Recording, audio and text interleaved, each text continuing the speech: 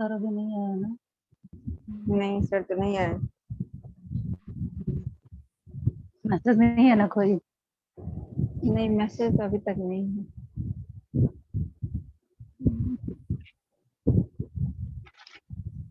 अब इसमें हम लोग का कंप्यूटर बाकी है ना? और क्या चीज? कंप्यूटर है तो एक चीज है कि कंप्यूटर उस बैच में पढ़ाए थे कंप्यूटर थ्योरी। कंप्यूटर का तो इनोवेशन थ्योरी ही है ना, तो ग्रोथ में भी उनका वही रहेगा। Nelson theory of law level equilibrium trap ये बाकी है डेवलपमेंट मॉडल में। एक हेरिस्टोटल तो हो गया था। फायर एनिस थ्योरी ये भी बाकी है। अच्छा, ये तो बड़ी हो वो हरित क्रांति वगैरह सर का सर का तो पढ़ा नहीं है? पढ़े हैं, ऐसे पढ़े हुए हैं लेकिन सर ऐसे का तो हाँ, हम भी पढ़े हुए हम भी सोच रहे थे सर कौन सा वाला। नहीं पढ़ा है। इंडियन इकोनॉमिक्स उस बैच में कहाँ सर पढ़ा है। बिल्कुल वो माइक्रो तो पता। माइक्रो हुआ है। क्या कहते हैं कुछ मैक्रो इकोनॉमिक्स का नेशनल इनकम हुआ है। और और मनी एंड बैंकिंग हुआ जब है। हम सर का इलास्टिसिटी ऑफ डिमांड का पूरा डिमांड का देख देख के वीडियो वो बना लिए नोट, तो फिर सर से करवा दिए तो याद तो क्या इधर फिर ये वाला कर ही लिए थे कंजम्पशन लो, वो भी याद हाँ करवा। हाँ ठीक है। कल जो आप क्या कहते हैं वो जो पूछ रहे थे डिफ्रेंशिएशन जो डी बराबर ए माइनस हम्म बी पी था, तो वो तो क्या कहते हैं तो इलास्टिसिटी इसका डिफरेंशिएशन निकालने के बाद D D by D P बराबर, तो ए का डिफरेंशिएशन तो कांस्टेंट हो जाता है, ए का तो जीरो हो जाता है डिफरेंशिएशन, बी जो कांस्टेंट टर्म है तो बी उतर जाएगा। फिर पी का जो डिफरेंशिएशन कीजिएगा तो p का पावर कुछ नहीं है तो इसका मतलब 1 है तो फॉर्मूला पढ़े होंगे y बराबर x to the power n का फॉर्मूला होता है डिफरेंशिएट करने पे n x to the power n minus 1। तो अगर p का पावर 1 है 1 p का पावर 1 माइनस 1 p का पावर 0 जो होगा वैल्यू 1 है। डिफरेंशिएट करने के बाद p का पावर 0 आता है, समझे। तो p के जगह कोई भी प्रणाम टर्म सर। Variable term. प्रणाम सर। प्रणाम सर। खुश रहो।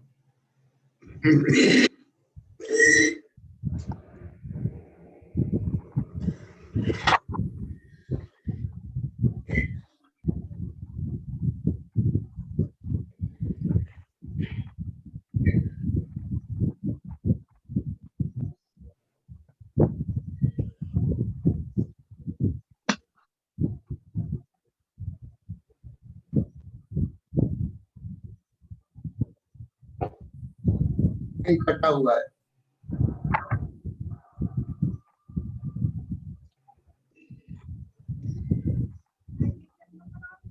वीडियो रुक रुक जा रहा है अभी। उस पे सवाल पूछता है इलास्टिसिटी ऑफ डिमांड। नेट में तो निश्चित रूप से पूछता है, नेट में भी पूछता है, बहुत बार पूछा है क्वेश्चन उस पर। तो ज्यादा फंसते थे, सही बताया वो क्रॉस इलास्टिसिटी तो उसमें वही डिफरेंशिएशन करके उसको फॉर्मूला बैठा देना। कौन टॉपिक है? सर क्या कहते हैं ग्रोथ जो चल रहा था सर, ये सब हायर एनिस थ्योरी भी सर पढ़ाना है। क्या? Fei Ranis theory of dual economy, एक sir Nelson theory of low level equilibrium trap. Nelson का है? जी नेल्सन का भी एक थ्योरी है sir, low level equilibrium trap.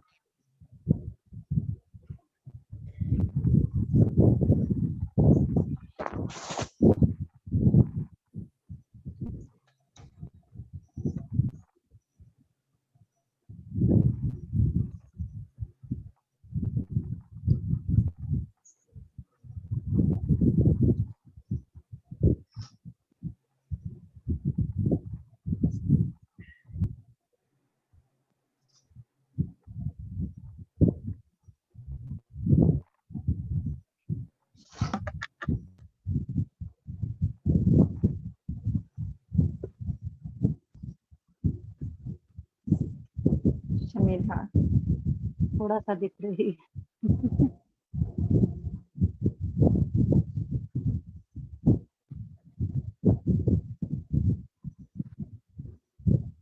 Concentrate होके बैठती है पढ़ने। मत बोलो, नजर लग जाएगा, फिर रोने लगे। अच्छा सॉरी।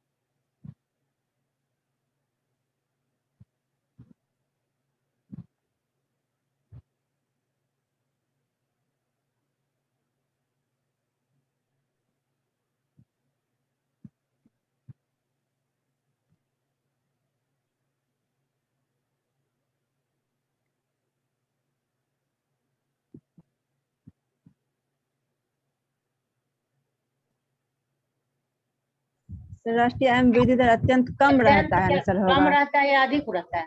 अत्यंत कम कम रहता है, कम रहता है।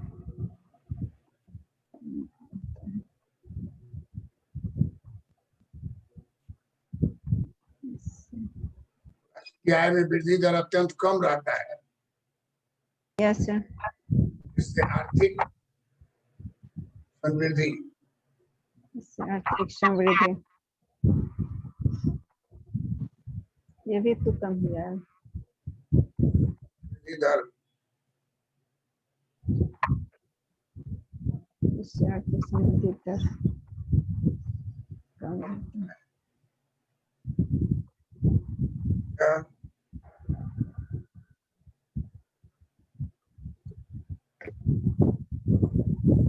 लेवल ट्रैप कहा जाता है।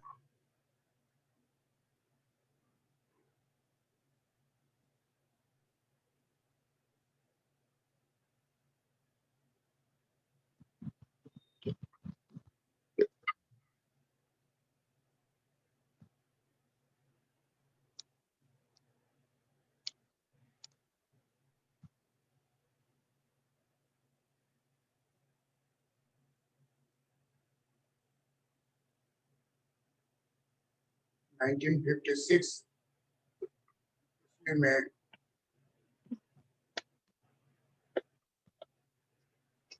ने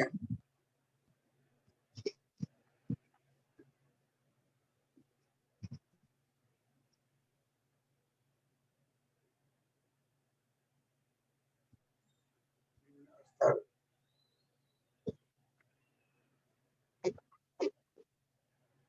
संतुलन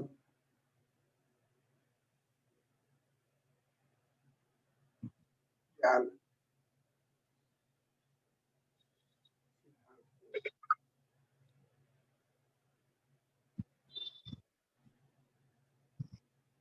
स्थापित किया।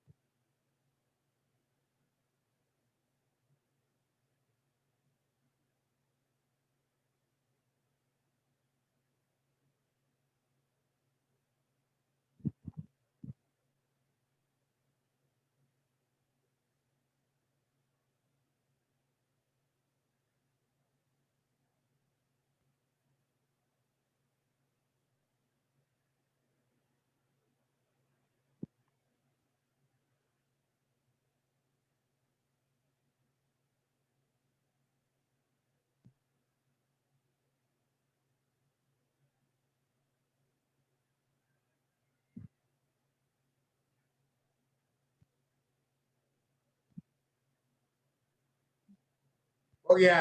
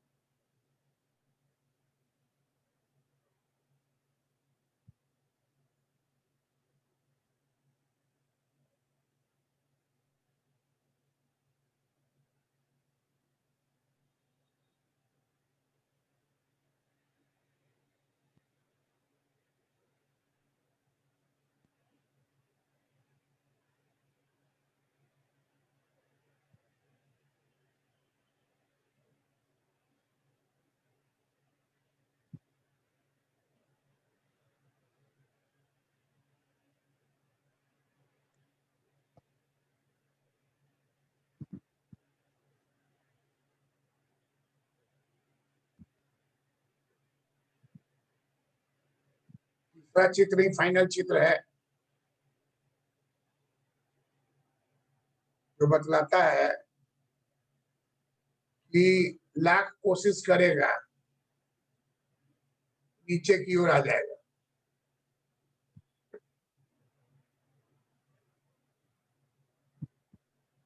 कि जनसंख्या तेजी से बढ़ रही है, जनसंख्या तेजी से बढ़ रही है और प्रति व्यक्ति आय धीमी गति से बढ़ रही है। उस स्थिति में विकास नहीं होगा।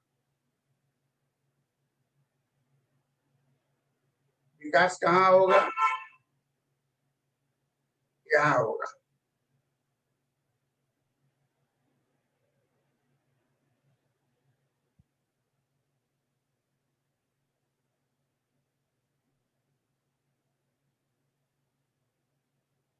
एल बिंदु और एन बिंदु के बीच में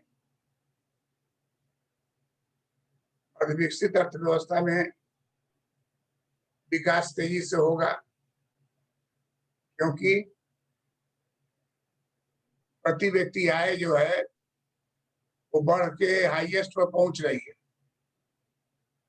और जनसंख्या जो है, नेल्सन का कहना है कि कितना भी बढ़ेगा 3% पर वो हॉरिजॉन्टल हो जाएगा।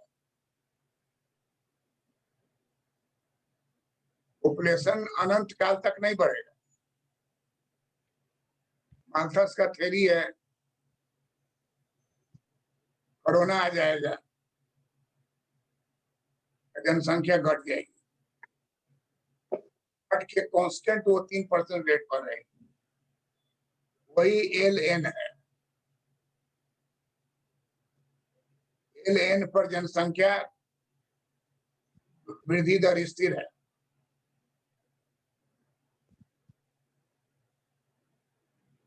और यही समय है कि प्रति व्यक्ति आय जो है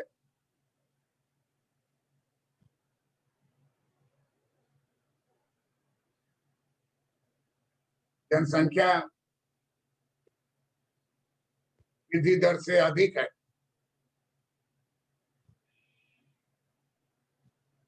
उससे भारी मात्रा में विनियोग किया जाएगा।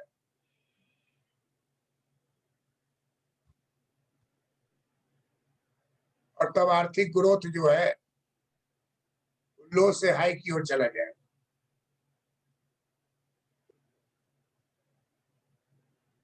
उसके पहले जनसंख्या आय का जाल है।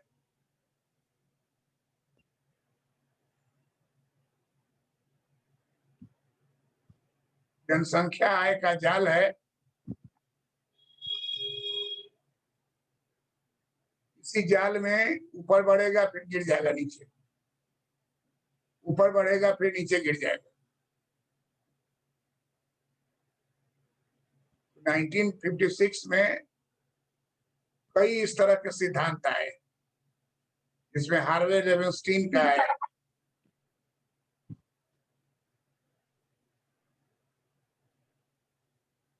हरित क्रांति का,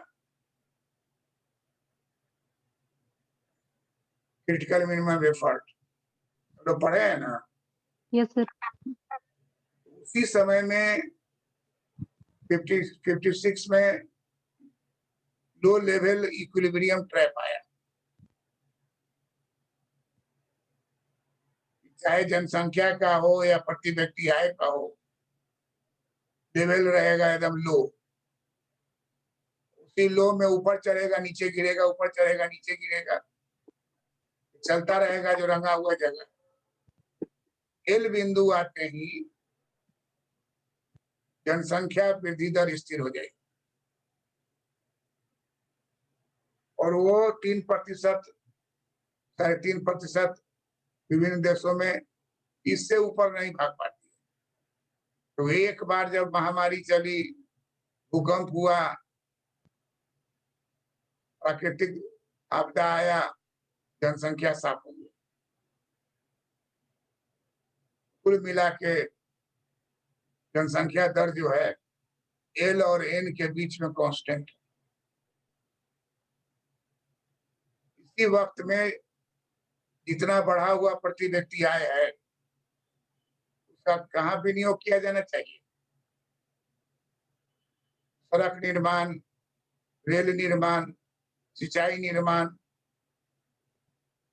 जो आर्थिक एवं सामाजिक संरचना है उसके विकास में इसको लगाना।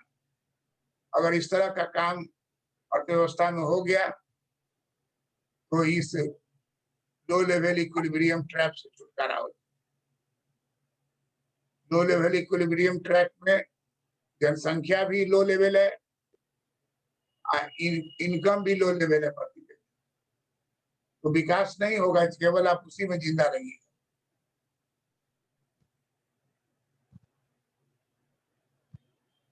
और जो ऊपर आपको पॉइंट बताए वो पॉइंट से लो ग्रोथ का पॉइंट पहचान, और अब हाई ग्रोथ लाना हो तो एल और एन के बीच में भारी मात्रा में विनियोग कीजिए।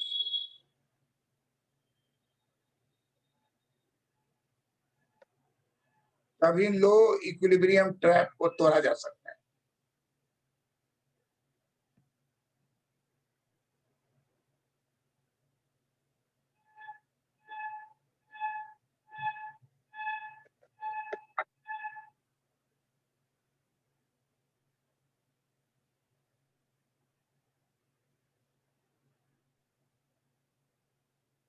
लो इक्विलिब्रियम ट्रैप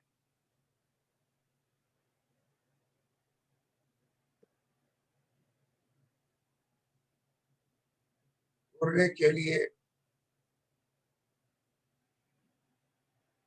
जब अर्थव्यवस्था एल एन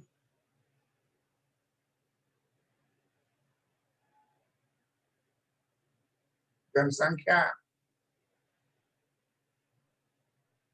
वृद्धि दर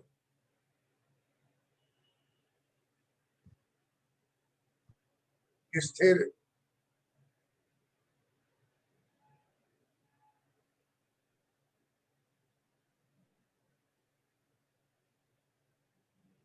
जनसंख्या वृद्धि दर, स्थिर वृद्धि दर रहने पर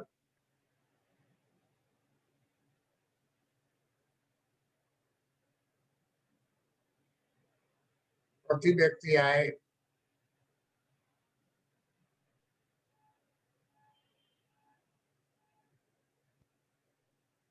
अधिकतम हो जाता है।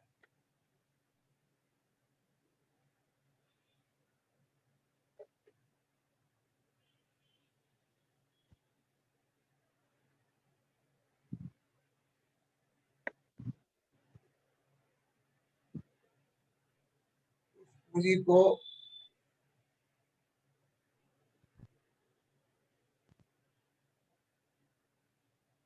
सड़क निर्माण,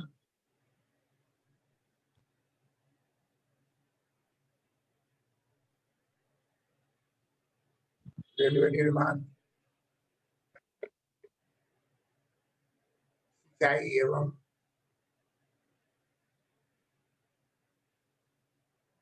बिजली परियोजना और व्यय किया जाए।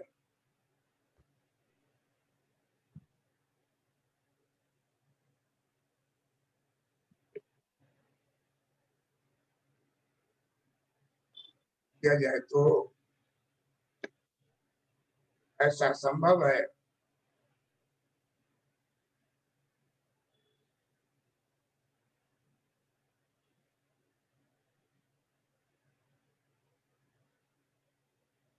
निम्न संतुलन जाल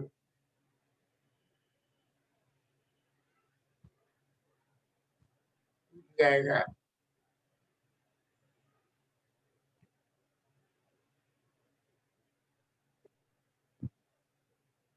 और विकसित देश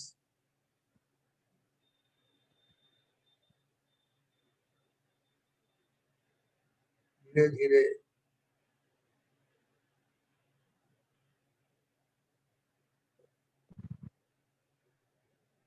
विकासशील तथा विकसित देश में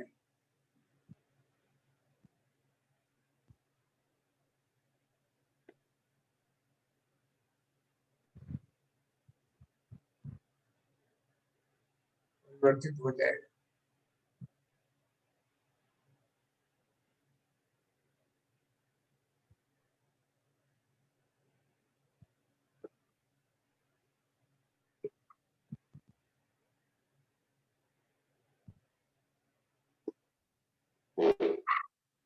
श्वेता सरन, इस पर तुम 4 लाइन बोलो तो।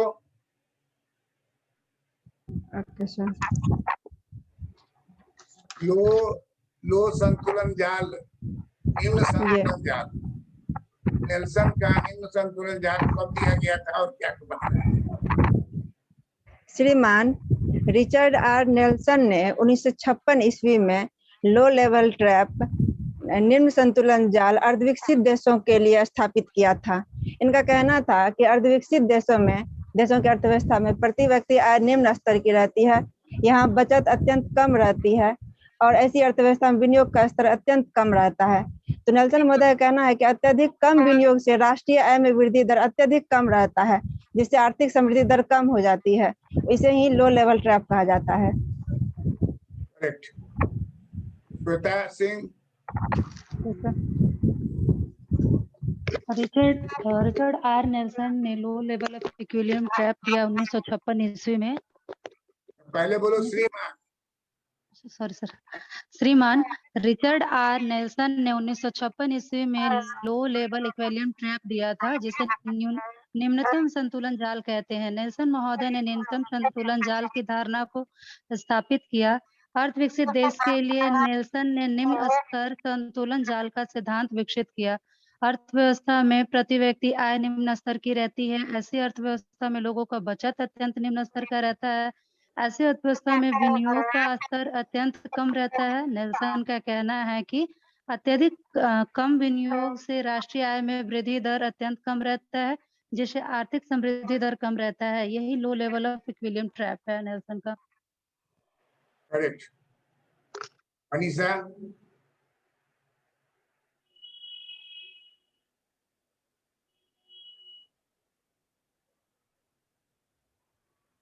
म्यूट है मनीषा दी। हेलो, अब आ रही आवाज? आ रही है। आ रही। श्रीमान नेल्सन महोदय ने निम्न स्तर संतुलन जाल की धारणा को स्थापित किया। अर्धविकसित देश के लिए नेल्सन ने निम्न स्तर संतुलन जाल का सिद्धांत विकसित किया। अर्थव्यवस्था में प्रति व्यक्ति आय निम्न स्तर की रहती है। ऐसे अर्थव्यवस्था में लोगों की बचत अत्यंत कम रहती है। ऐसी अर्थव्यवस्था में विनियोग का स्तर अत्यंत कम होता है। नेल्सन का कहना है कि अत्यधिक कम विनियोग से राष्ट्रीय आय में वृद्धि दर अत्यंत कम रहता है, जिससे कि आर्थिक समृद्धि दर कम रहता है। यह लो लेवल ट्रैप कहलाता है। करेक्ट। हेमा। श्रीमान रिचर्ड आर नेल्सन ने 1956 ईस्वी में अर्धविकसित देश के लिए लो लेवल इक्विलिब्रियम ट्रैप की धारणा प्रस्तुत किया। इसमें उन्होंने बताया कि अर्थव्यवस्था में प्रति व्यक्ति आय निम्न स्तर की रहती है। ऐसी अर्थव्यवस्था में लोगों की बचत अत्यंत कम रहती है। ऐसी अर्थव्यवस्था में विनियोग का स्तर अत्यंत कम रहता है। नेल्सन का कहना है कि अत्यधिक कम विनियोग से राष्ट्रीय आय में वृद्धि दर अत्यंत कम रहता है, जिससे आर्थिक समृद्धि दर कम रहता है। यही लो लेवल इक्विलिब्रियम ट्रैप कहा जाता है।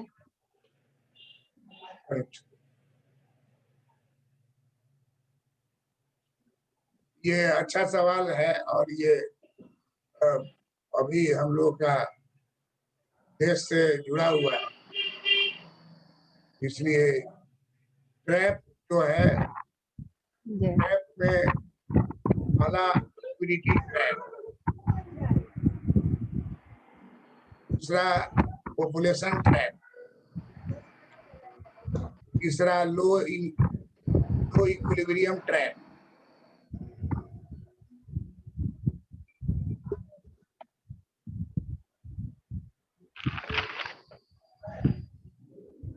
और कोई सा ट्रैप है? एक है ना फर्स्ट वाला क्या बोले? पहला वाला क्या लिक्विडिटी बोले? ट्रैप, लिक्विडिटी ट्रैप अच्छा, पहला, अच्छा, लिक्विडिटी हाँ, ट्रैप, दूसरा पॉपुलेशन ट्रैप, एक लो इक्विलिब्रियम ट्रैप। सर एक बार सर पॉपुलेशन ट्रैप सर। हाँ बता दिए हैं सर। में जो रंगे हैं वो पॉपुलेशन ट्रैप। माल्थस वाले में बता दिए हैं। माल्थस वाला सर, हाँ, उसमें माल्थेसियन, माल्थेशियन जाल। माल्थेसियन ट्रैप को ही सर पॉपुलेशन ट्रैप कहा जाता है। माल्थेजियन ट्रैप, हाँ माल्थेजियन वाला में क्या नाम भूले थे? हाँ population। नाम था माल्थेजियन ट्रैप। जी सर, माल्थेसियन ट्रैप। ये सर पॉपुलेशन ट्रैप उसी को कहा जाता है। ट्रैप यहाँ वाला अभी जो सर पढ़ाए हैं। माल्थेसियन टॉप है ना कि जनसंख्या वृद्धि का दर और साधन में वृद्धि दर जहाँ एक दूसरे को काटता है वहीं पर माल्थेसियन ट्रैप का वो निर्माण तो होता माल्थेसियन ट्रैप अलग ना हुआ। है। नहीं वही जनसंख्या माल्थेजियन ट्रैप ट्रैप लिख लो अलग से।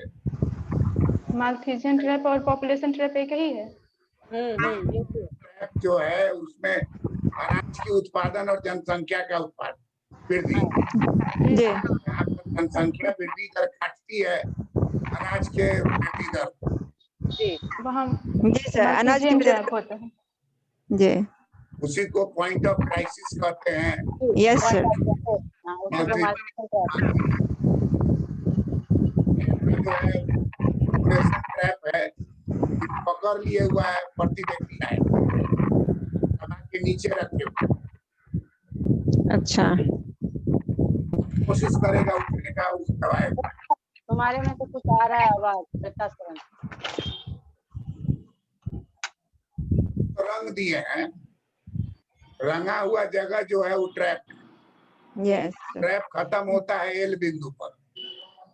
सर, यही सर वो जनसंख्या आय जाल जो है ये पॉपुलेशन ट्रैप हो गया ना सर। हाँ, और वो सर माल्थेजियन ट्रैप अलग है, पॉपुलेशन ट्रैप अलग है। माल्थुजियन ट्रैप में अनाज लिया गया, यस सर, उसमें अनाज और जनसंख्या के बीच का है। इसमें प्रति व्यक्ति आय। यस सर, इसमें प्रति व्यक्ति आय और जनसंख्या, वही चीज हम बोल रहे थे सर कि दोनों अलग अलग हैं। इसी को सर लो, क्या बोल रहा ये सॉरी, इसमें पॉपुलेशन में प्रति व्यक्ति आय और अनाज संख्या नहीं, प्रति व्यक्ति आय और जनसंख्या का संबंध ये वाला हो गया पॉपुलेशन ट्रैप। Population trap. हाँ, माल्थेजियन में तो जनसंख्या और अनाज उत्पादन था। जनसंख्या, अनाज और जनसंख्या अनाज, के बीच। हाँ अनाज वाला रेखा, अनाज उत्पादन की रेखा को जो काट के जहाँ निकलती थी जी। रेखा उत्पादन जनसंख्या वाला रेखा जहाँ काटती है, यस सर, उसी पॉइंट को पॉइंट ऑफ क्राइसिस या माल्थेजियन ट्रैप कहते हैं। ये जनसंख्या वाला दबाए हुआ है प्रति व्यक्ति आय। यस सर, एल बिंदु के नीचे दबा हुआ है ना, जी जी दबा हुआ है सर। तो उसे वो रंग दिए हैं, जी हटाएगा वो उसी ट्रैप में फंसा रहे जी और चढ़ नहीं पाएगा। एल बिंदु जब पहुंचेगा जहाँ जनसंख्या दर बढ़ना रुक जाएगा, यस सर, स्थिर हो जाएगा, कांस्टेंट हो जाएगा, जी तब उसके बाद से प्रति व्यक्ति आय ऊपर निकल, यस सर, और ट्रैप खत्म हो जाएगा और वो बढ़ा हुआ इनकम जो है विनियोग होगा, विकास हो जाएगा। जी सर, समझ गए सर। एक इन्फ्लेशनरी ट्रैप है। क्या इन्फ्लेशनरी ट्रैप है एक। इन्फ्लेशनरी ट्रैप कौन सा है? Inflationary trap federal reserve system America का बैंक है जिसके द्वारा मुद्रास्फीति जाल का निर्माण होता है, जिसमें वर्तमान में ब्याज दर को घटा दिया गया और ब्याज दर के घटने के तो इसमें कहाँ है इन्फ्लेशनरी ट्रैप? इन्फ्लेशनरी इसमें नहीं है, अच्छा, अलग से है ना। वो अलग नहीं है। बता रही है। जाल जो बताया ना ट्रैप कितना होता है उसमें इन्फ्लेशनरी अच्छा, ट्रैप है। हाँ है, उसमें इन्फ्लेशनरी ट्रैप है। इन्फ्लेशनरी ट्रैप है, जैसे इक्विलिब्रियम ट्रैप हुआ, इन्फ्लेशनरी ट्रैप हाँ ट्रैप हुआ। बहुत, हाँ मनीषा क्वेश्चन पूछने वाली हो गई, हम देना क्वेश्चन सब पूरा ही आएगा। नहीं, क्वेश्चन यही है इन्फ्लेशनरी ट्रैप जो है ना, यही बताइए। नहीं तो हम ही अभी किसी के दिमाग में नहीं आया, लेकिन हमारे दिमाग में आ गया। हम बताए, इन्फ्लेशनरी ट्रैप पूछे थे सर से, पढ़ाए थे सर। पढ़वाई थी